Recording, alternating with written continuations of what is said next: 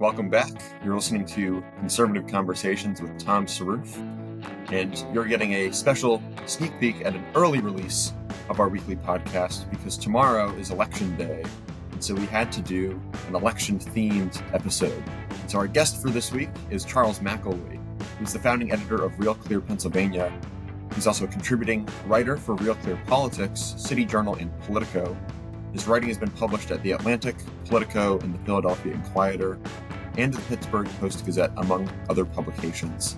And as you can tell from his bio, he is a Pennsylvania native, and as Pennsylvania is a crucial swing state in this upcoming election, we talk about the culture, history, demography, and the issues that are animating the Commonwealth of Pennsylvania, and what it all means for tomorrow's results.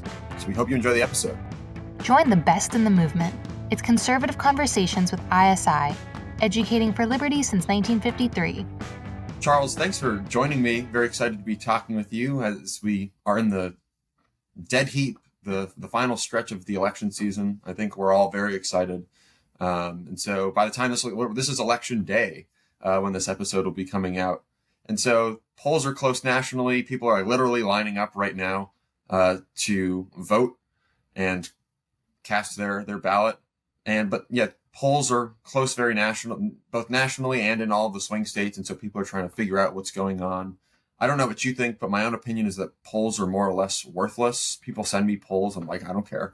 It doesn't tell me anything. I'm interested in, I think the fundamentals are the things you have to look in terms of major issues, demographics, voting history, things of that sort. And I'm wondering, to start, what your general assessment is of what matters in this election. We'll talk mostly about the Commonwealth, your home state of Pennsylvania, but also nationally, what matters in this election? Well, in recent days, certainly there has been this level of enthusiasm that appears palpable for Trump, but is that really the case when you use 2022 as the baseline?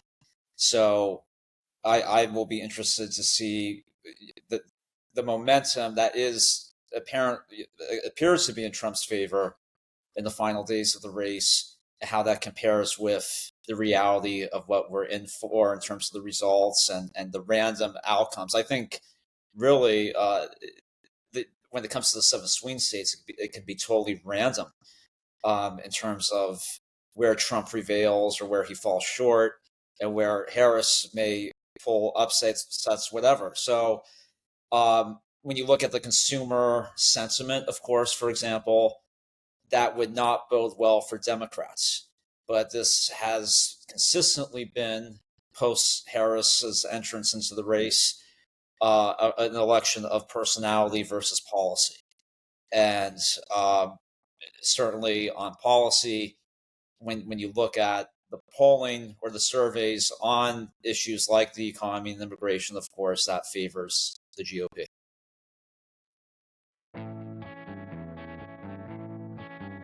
Hey there, listener. I wanted to take a quick moment to thank you for listening to Conservative Conversations. This podcast is a production of the Intercollegiate Studies Institute, and our mission here at ISI is educating for liberty. If you'd like to join us in fulfilling our mission, consider helping us by rating and reviewing this podcast on Apple Podcasts, Spotify, or wherever you listen, to help us reach more listeners like yourself. Now, back to the show. How much do you think the personality factors of both of the candidates matters? I mean, Trump, he is a huge personality, polarizing figure, and in the same way Kamala Harris is. And I think maybe this is a sense that I have, and you know more, so that both of these personality factors or the candidates matter. Alan Lichtman, who's this political scientist you might know, the keys to the White House, he puts very little emphasis on the candidates and who they are or what their features are. But just to the point you were just making, how much do you think personality matters? Maybe just in your home in Pennsylvania. Well, it does matter, but this is a very unique dynamic. I mean, you have on the Republican side a Baroque cultural figure, almost immortal at this point, right? That we associate him not only with this presidency, but late 20th century culture. And certainly there are plenty who love that personality, but then there are others who are wearied by it. And in suburbia, of course, this will be a test of how many suburbanites, for example, come back to 2016 and may, let's say, begrudgingly vote for Trump because they just don't view Harris as presidential or up to the job. And she is a venture into the unknown. So with Trump, there is some clarity.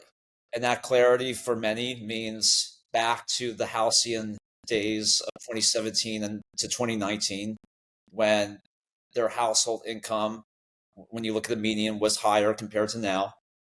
And when they felt that the country was more stable in spite, of course, the media frenzy of that period. And that may play in Trump's favor. But of course, there are plenty of people out there who, in spite of everything, will vote for Harris, even if they don't necessarily like Harris. And I do think an underrated issue here is, especially this was the case, many talked about this when it was a Biden-Trump match, concerns about age. And when you look at the generational turnout after this election, how many millennials, for example, ended up voting for Harris, not because they liked her, but because they just wanted a younger face. So, of course, unforeseen, but when you consider Harris, her performance, especially as she became more visible and had more press appearances, it proved counterintuitive and led many to question if she was up to the job. Right, because there was the whole, she's running the same shadow campaign that Biden was running.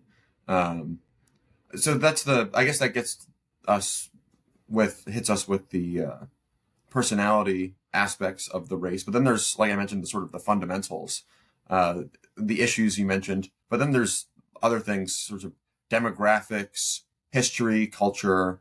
And so as I mentioned, you're from Pennsylvania, and this is kind of the focus of our episode, is this crucial swing state.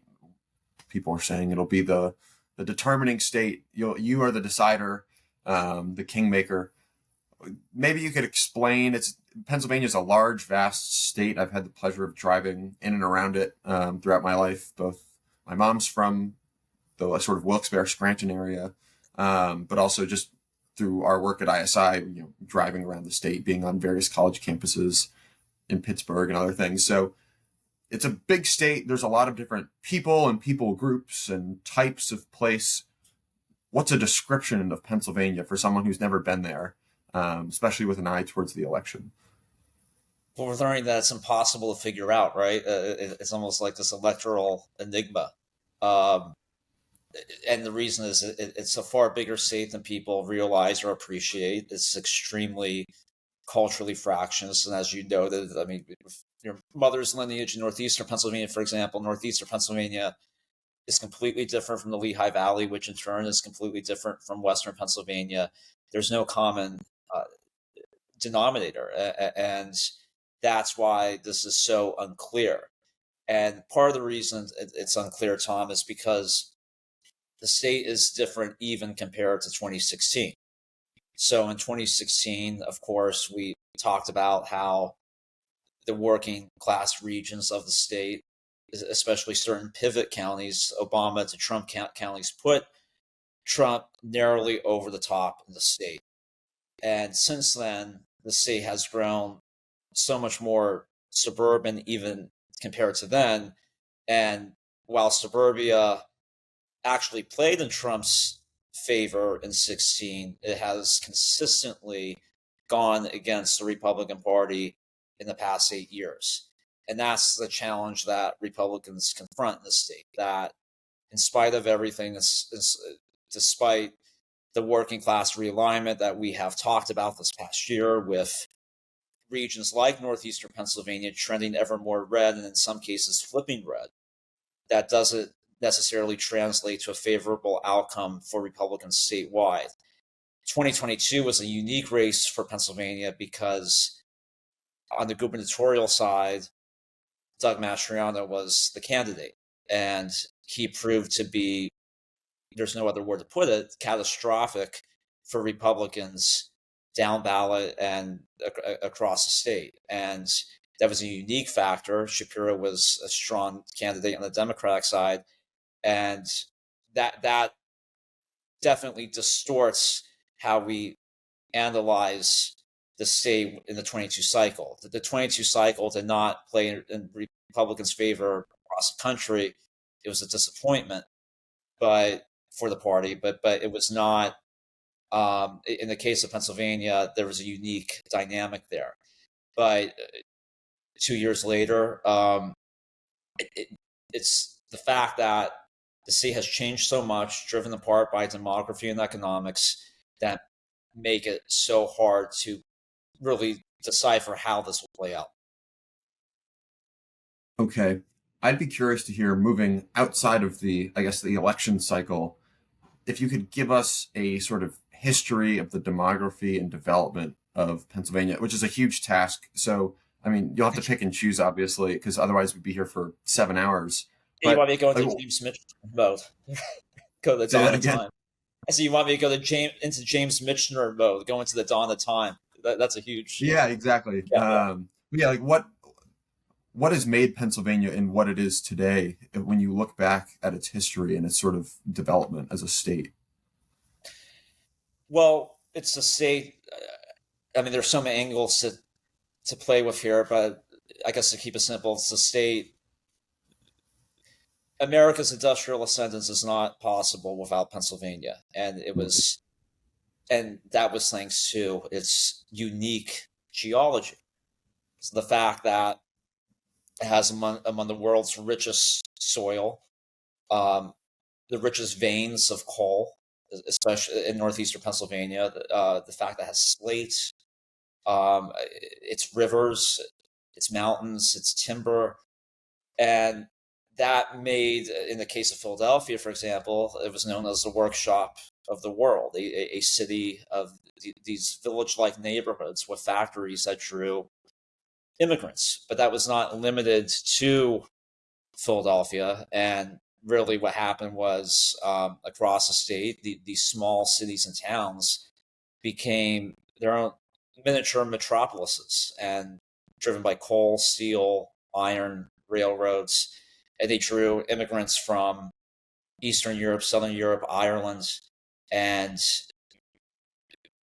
really just made it uniquely diverse, that you have, in some cases, cities where 32 languages were spoken at one time. And that's a stat found by one state official in 1912 when he visited Hazleton, which was just a tiny little city. And since then, it has just continued that demographic transformation. So when we look at this election, for example, we have to think of the demography of the state today. And Republicans are relying on the fact that there may be momentum, for example, with the Latino transformation of the state, that so many cities east of the Susquehanna River now have Hispanic majority or plurality populations. And in some cases, this was decades in the making, and in others, it's a newer phenomenon. And in many of these cities, Hispanics have trended Democrat because they have been in Allentown, for example, since after World War II. But in other cities, but let's say with Dominican populations, you are, I mean, just in my own reporting, I've talked to Latino voters who are engaged and mobilized to vote for Trump. But Republicans are certainly relying on an untested demographic outcome. So while 2020 showed momentum in Trump's favor, it remains unclear what turnout will look like, or how well that demographic bloc performs on the GOP side. We're on the sort of we're talking about history. What's the sort of like electoral history of the state in terms of not only the outcome, but maybe just also playing on top of, or superimposing on top of, the sort of demographic and cultural dynamics you were describing, how that has affected how PA flips one way or the other in American history. Has it always been a swing state? Has it been more traditionally red or blue over time? I mean, generally in recent history, it's still more of I say a democratic state. It's more blue, and at times purple. But I mean, at the presidential level, Republicans have had a losing streak from 88 to 16, and then they lost again in 20. And I think when you look at, let's say, electoral history post World War II, we talked about the immigrant groups, and of many of those immigrants were Catholic and Byzantine, Roman Catholic, and they settled in cities and towns across western, northeastern Pennsylvania, the Lehigh Valley. And a good benchmark would be in 1960, John F. Kennedy, he was facing what appeared to be, he was the underdog, and especially in Pennsylvania, which was critical then. And then in the final days of the campaign, October 28th, 1960, the campaign targeted a series of cities in eastern Pennsylvania, among them Allentown, Bethlehem, Hazleton, Scranton, Pottsville. And the reason they targeted this was, of course, in their case, the untested demographic scenario that Catholic voters would be engaged and mobilized to come out full force in Kennedy's favor to elect the first Catholic president of the United States. It didn't work in 1928 without Smith, but they were hopeful it would work then. And Pierre Salinger, who was part of Kennedy's kitchen cabinet, described that day in October as the wildest one of the campaign. And Kennedy hit all those cities and towns. Catholic voters clogged the downtowns, the downtown streets, and it played in Kennedy's favor. And it was that very day, October 28th and 60, that for the first time in state history, Republicans no longer had a voter registration majority statewide. Democrats flipped. And that has been the case ever since. Mm-hmm. But really, this is the first presidential cycle in years where, if you look at the stats, of course, it certainly favors Republicans. That descendants of, let's say, those Kennedy voters in 60, they're ancestral Democrats who have changed their party affiliation post-Trump. And that has led to the fact that the Democrat-Republican registration gap is at its narrowest since the state started keeping records on this front in 1998. So numbers, stats, demography, on paper, it plays in Republicans' favor. But there are plenty of other descendants of, let's say, those Kennedy voters of 60 who now live in the suburbs, and they may not vote, or they're likely not to vote for Trump in numbers that what Republicans would hope for. Yeah, and I mean, you can think about the person who was a Kennedy Democrat and still votes Democrat because, like, that's what his party or her party is. And even though things have, I think, changed a lot since the 1960s, but I mean, you were talking about the Catholics, and PA has a lot of Catholics in all over the state. And Marlo, who's from Pittsburgh, she mentions that on the show. She says that she sees these billboards outside of Pittsburgh where she's from. They're like specifically targeting Catholics to vote one way or the other. And so you have this large presence. And what do you think? I mean, I don't want to necessarily ask you for a prediction for how the Catholics will vote in the election, because I think one of the things I'm gathering from our conversation is that you don't know. There's a large set of uncertainty that we're all sort of trying to figure out and piece together. But how do you think the sort of ethnic and religious diversity of Pennsylvania is affecting if not the polls, the sort of the feeling or the mood of the state? Yeah, I mean, let's say with the Catholic vote, for example, which I reported on for Politico earlier this fall, it depends on the region. So suburban Philadelphia, Catholic voters were for Harris. Yeah, of course. And that's the case around Pittsburgh too, just generally in suburbia. Trump is relying on Catholic voters in northeastern Pennsylvania to just come out in margins that may have to surpass his 16 performance there for him to carry the state. So he's really relying on this, what is a populist region when you consider the voting margins. So Wilkes-Barre, Hazleton, Scranton, in some cases, these cities are growing, and others they're declining in population. But there are plenty of Catholic voters who, by the way, they may not be going to mass anymore, but they're still culturally Catholic, and they identify as Catholic, and they are just completely turned off by Harris and the party's leftward turn, and they no longer view the party that they were once members of as representative of their own interest. They may, to be clear, there are still plenty, let's say around Scranton, there's still plenty of, I'd almost call them nostalgists. So when you talk to these Irish Catholic Democrats around Scranton, for example, they're as conservative as people in South Central, like the deep parts of South Central Pennsylvania, but they're still militantly Democrat. They view the Democratic Party through that nostalgic lens, and certainly view Biden as a check on the party's leftward turn. But even among this voting bloc, in my conversations in suburbs of Scranton, that there are plenty of those older Democrats who either sit this out or may vote Trump. So, yes, unclear, but when you consider this demography and Harris's comments along the way, and some of her peculiar moves, like not being present physically at the Al Smith dinner, which is a long tradition, it may not play well with certain segments of the Catholic vote.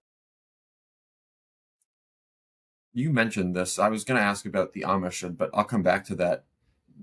People might sit this one out. I've heard that there's going to be record turnout. Actually, I drive into Pennsylvania. I go to Springfield to their YMCA, just has indoor tennis courts. I like that one. So I drive in across the Delaware-Pennsylvania border basically every morning to go to the gym. But I see these billboards. We will have record turnout in Pennsylvania. There will be record turnout. But record turnout still means 68, 69, maybe 70%. If I have the numbers right, there used to be a lot higher voter turnout, much, much earlier in American history, but it's kind of dropped into the 60s, I think.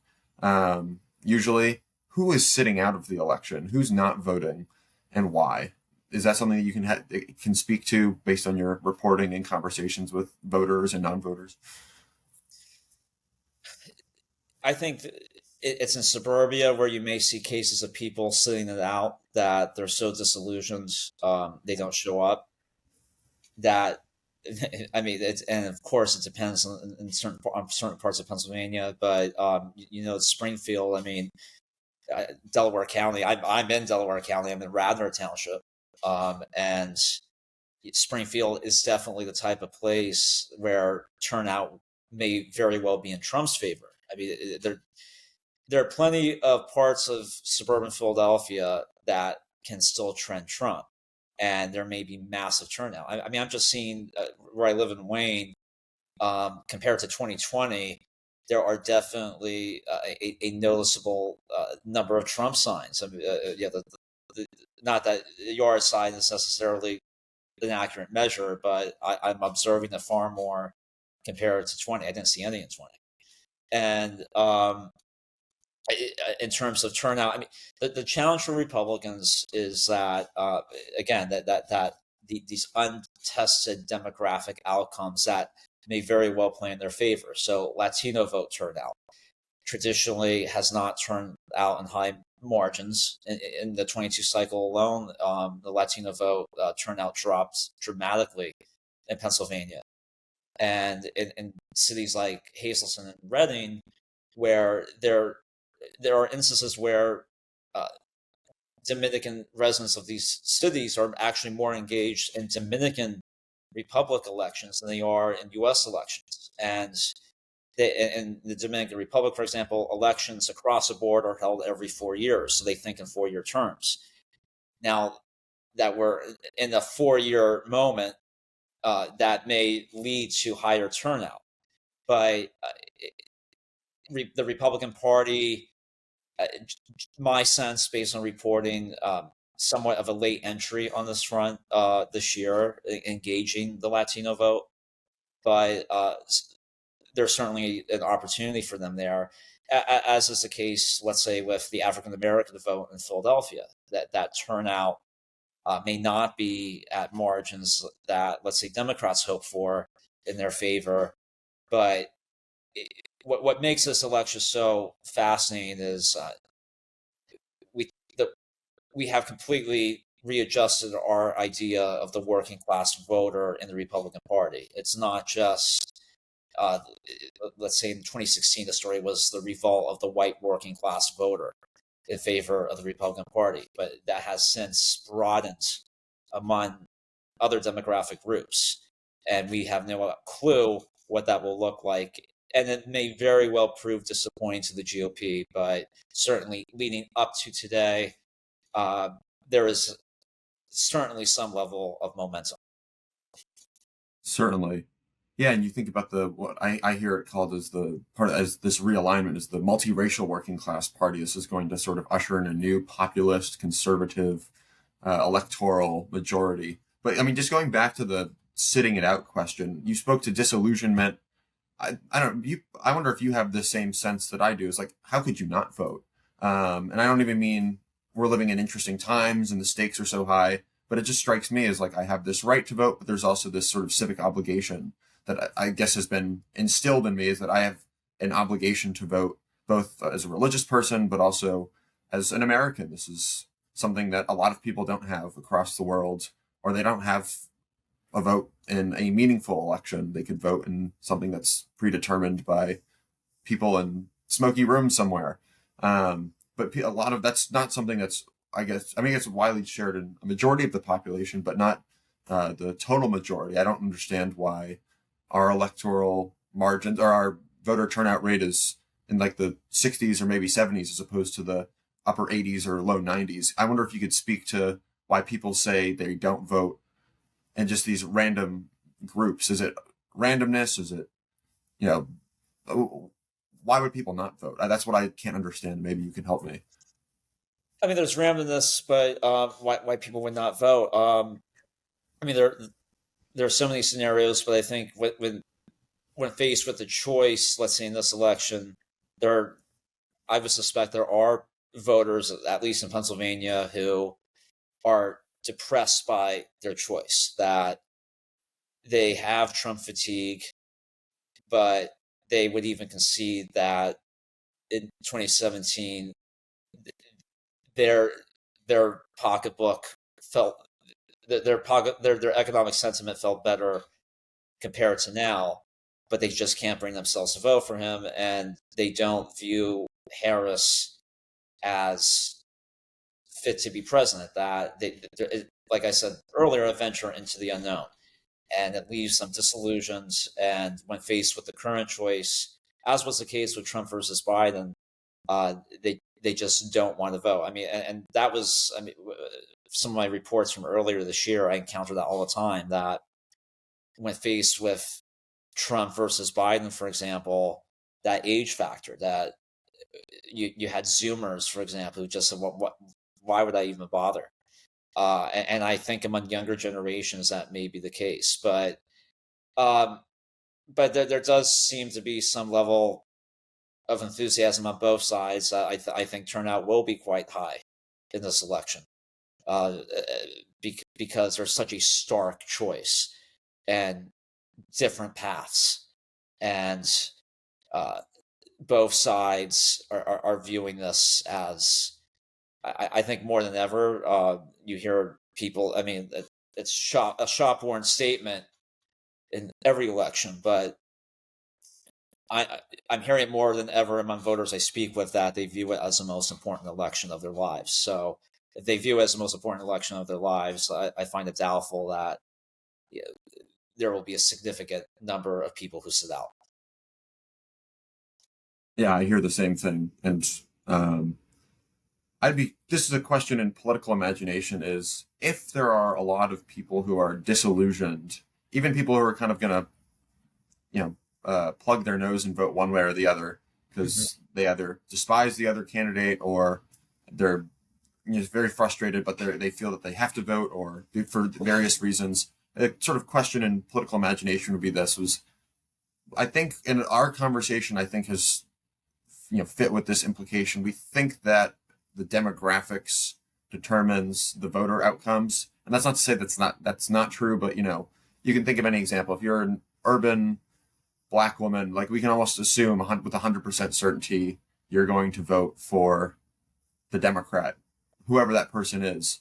Um, but history shows that there's change over time, um, and so I guess what would a pioneering, innovative, again, maybe we're talking about some sort of untested electoral strategy, but what are the sorts of issues or demographic things that a sort of pioneering political candidate could tap into in Pennsylvania to create a sort of more a new or a different type of electoral majority that could carry the state in a big way? Does that question make sense? Yeah, and an immediate issue comes to mind. I think the sleeper issue that figures largely in households across Pennsylvania, regardless of, let's say, economic bracket, is healthcare.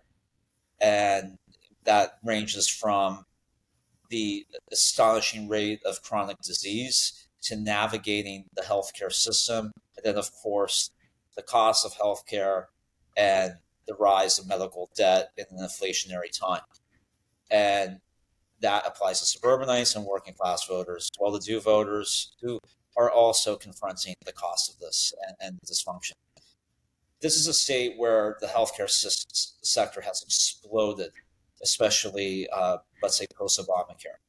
That you have healthcare systems that are merging with other ones and they're getting ever bigger and borderline borderline on monopolistic. And there are fewer options for uh, residents of the state to navigate their own healthcare issues.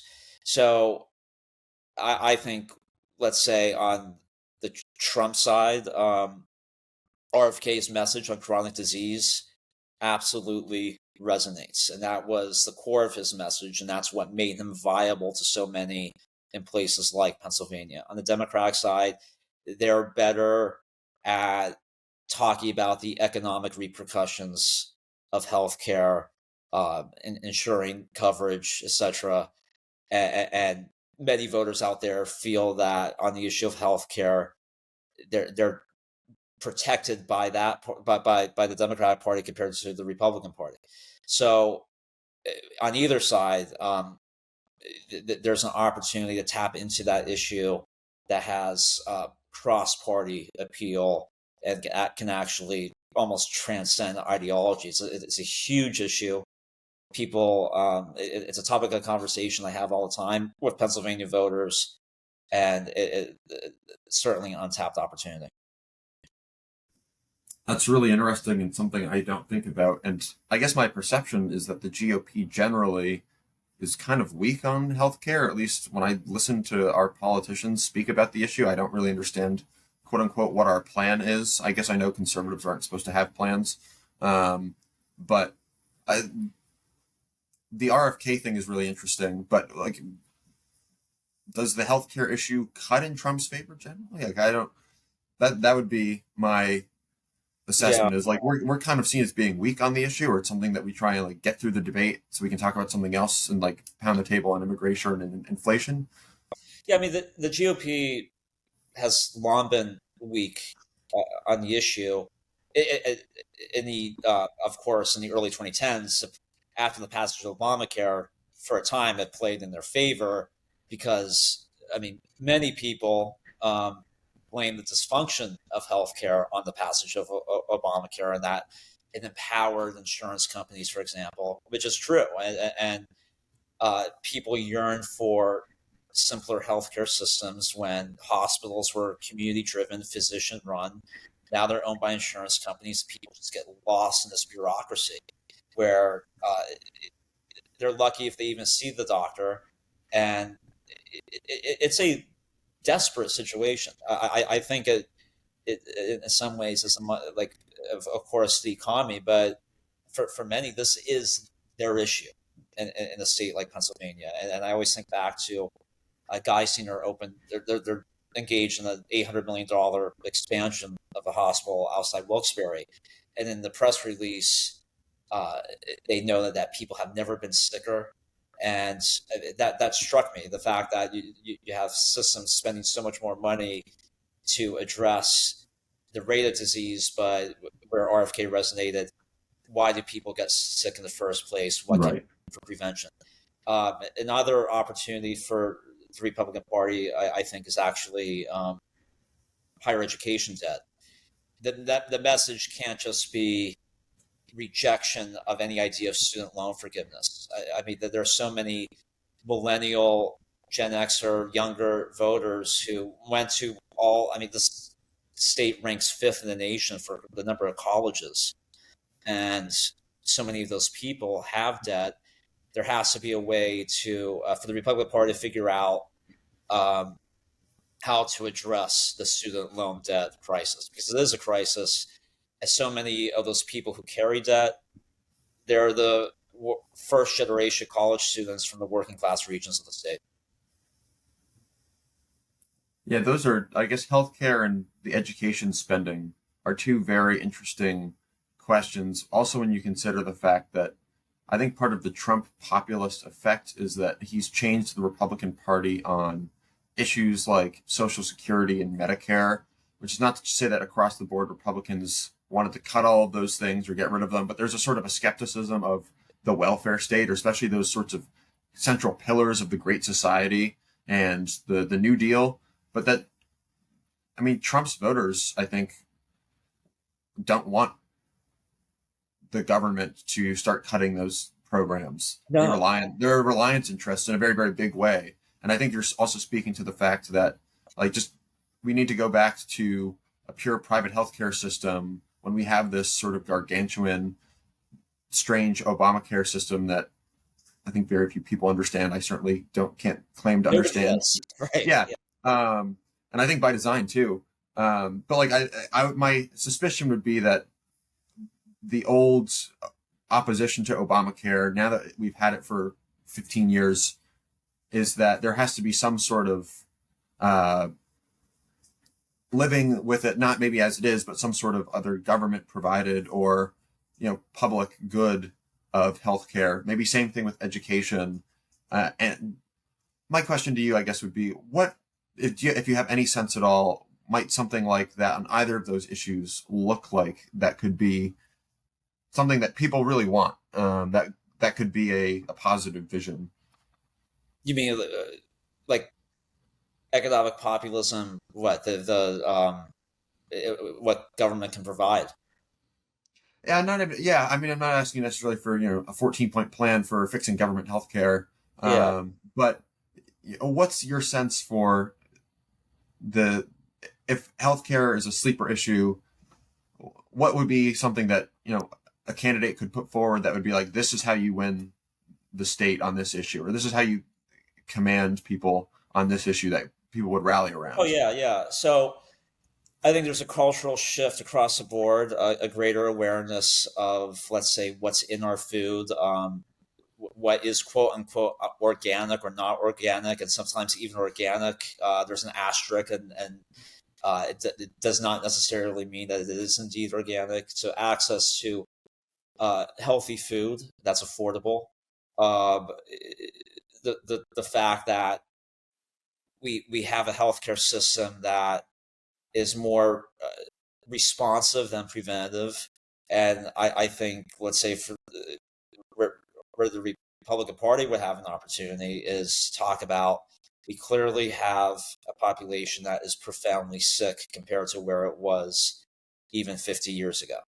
And let's say between the 1880s and 1970s, we had a near century transformation where we had these miraculous breakthroughs in medicine that led to decreasing rates of chronic disease. And that's not to suggest that those breakthroughs aren't still happening. I mean, Pennsylvania, for example, is actually a global hub for now, I mean, post 2016, really, for the life sciences industry. And mRNA technology, for example, while obviously that led to robust debates in the COVID era, but it indisputably has led to technological breakthroughs that are good. So I think clarity on the issue of healthcare that resonates with voters across the board. It's not something that's discussed, but ears would perk up, and RFK was certainly the message testing on that front, because one would not think that RFK would resonate the way he did, but he did because of that issue more than anything else. That's really interesting. I'd like to pivot for a second, because I know in Michigan there's the sort of Arab question with how the issues foreign policy wise in Israel and in Gaza are going to affect the election. There was in the primary, it was like 20% of people sat out, or like put undecided in Michigan, this very large minority or significant minority that kind of put a blip on the radar that there was unrest or tension over how the Democratic Party and President Biden was handling the war in Gaza. And there's this large sort of Arab, largely I think Christian, but also Muslim populations of Arabs in Michigan. But also I know that's also the case in Pennsylvania. I don't think to the same extent as in Michigan, but I know like Allentown, there are these like sort of Lebanese and Syrian populations and other places around the state. But how does the sort of foreign policy set of issues, I guess I'm asking a specific sort of ethnic or religious sort of question about Gaza, but maybe you could also speak as well to the larger sort of how the state of foreign policy is affecting Pennsylvania and how it might swing. So, I mean, you're right. The Lehigh Valley has a near century-old Arab population. There's a little Syria in Allentown, for example, Maronite Catholics in Easton, and also in Wilkes-Barre and Luzerne County. And certainly will be interesting to see how that plays out, these issues, and if they trend as they are in Michigan. Pennsylvania, of course, also has a very large Jewish population. And it's not just limited to Greater Philadelphia, like Lower Marion Township outside Philadelphia, for example, or Squirrel Hill in Pittsburgh. It's across the state. Harrisburg, Allentown, Lancaster, they have Jewish populations dating back long before the 20th century, with rich history. And it will be interesting to see, of course, how the issue of Israel plays out for, again, these issues of untested demographic outcomes. The Jewish vote, how will turn out for the Republican Party. And at Real Clear, Pennsylvania, for example, we just ran a piece by Rhonda Kaufman, who is a Duquesne law professor, and she describes herself as a liberal Democrat, and she intends on voting for Trump, and wrote a piece about that, voting for Dave McCormick in the Senate race. So I think there is a scenario, let's say after 2020, myself included, report on it. We talked about how the Latino vote in certain cases was shifting in Trump's favor. I think in this race, that we'll be talking about how in parts of Philadelphia, Pittsburgh, and across the state, the Jewish vote came out in margins that were interestingly in Trump's favor, and define our assumption that Jewish voters default as Democratic voters. Okay. I've got two questions left for you, Charles. Yeah. One, this, as we mentioned at the outset, this is coming out on election day. People will probably be listening to it, on their commute home from work on election night, or even in the days immediately following the election, when I don't know if we'll know what the final outcome is. You run Real Clear Pennsylvania. What are one or two articles that people can read as they're waiting that might help explain some things for them, in addition to all the stuff we've talked about? Oh my goodness, I'm so immersed in running I know, content. I know. And that's actually an extremely tough question because it's just my mind is fogged with all the content. But I'll say this: if you're looking for clarity on where the state of affairs in the state in Pennsylvania, we we curate, right? So we're like Real Clear Politics, and we link to what we view as the most important, noteworthy, high quality pieces about the state across the spectrum on a daily basis. So what you see in that daily curation is what we view as worthy of your time. And that could be the pieces that we're running as originals at Real Clear, but also what we link to at local papers across the state. All right, so just got to read it all. Read it all, well, and go while realclearmedia.com. Right. Perfect. All right. Well, we'll put that in our show notes for sure. All right. Last question. I bet you can see this is coming. Is what's your prediction for Pennsylvania, and do you have an electoral map for the whole country? Oh gosh, I've remained strident and not publicly prognosticating, which is not something I would do at Real Clear. But I would say that both scenarios there are clear and apparent. I could see how Trump wins Pennsylvania. I could see how Harris wins Pennsylvania. So Trump wins Pennsylvania because of that continued working class realignment, that the margins in northeastern Pennsylvania and around Pittsburgh, that's a sleeper. Allegheny County is definitely Democrat, but those suburbs may turn out in Trump's favor in a way that's quite notable. So that the turnout for Trump across the state, including in segments of suburbia, plays in his favor, and then along with those favorable margins that we talked about among those untested demographic groups that have historically trended Democrat. In the case of Harris, it's a reminder that 22 should have been viewed as a baseline, that suburban growth has continued, that there are areas of the state where precincts were farmland 16 or 8 years ago in 2016, but now have these like luxury housing developments that you see in, let's say, in Northern Virginia, for example, and all those voters are Democrat. And the fact that so many parts of the state have grown more transient, you have older boomers who may still vote Democrat or vote for Harris because they don't like Trump, and that those untested demographic scenarios for the GOP prove totally disappointing. And certain issues like abortion come back to haunt the GOP once again. So I see how both scenarios play out, but and who knows if we'll even know tonight. It may take a few days, hopefully sooner rather than later. Yeah, absolutely. Charles, it's been a fascinating deep dive into just one state, but arguably maybe the most important electoral state in the union right now. So I appreciate you taking the time to come chat with me about it.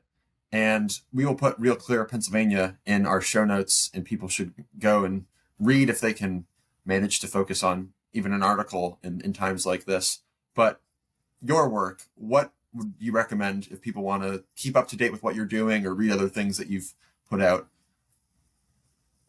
Well, it's great fun talking to you, Tom. Thank you for having me on. And I would say if you want to follow my work, I write a lot for City Journal, where I was previously an editor, and Unheard. And then my reporting is at Politico Magazine.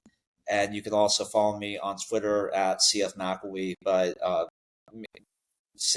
post-election, I'm sure I'll be writing somewhere, but those are the main outlets where I am right now. Fantastic. Charles McElwee, thanks again. Thanks a lot. Thank you for listening to Conservative Conversations with ISI.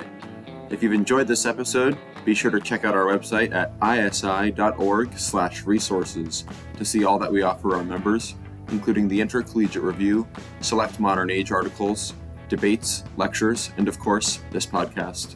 Thanks again for listening. Don't forget to rate and review, and we will see you next time. on Conservative Conversations with ISI.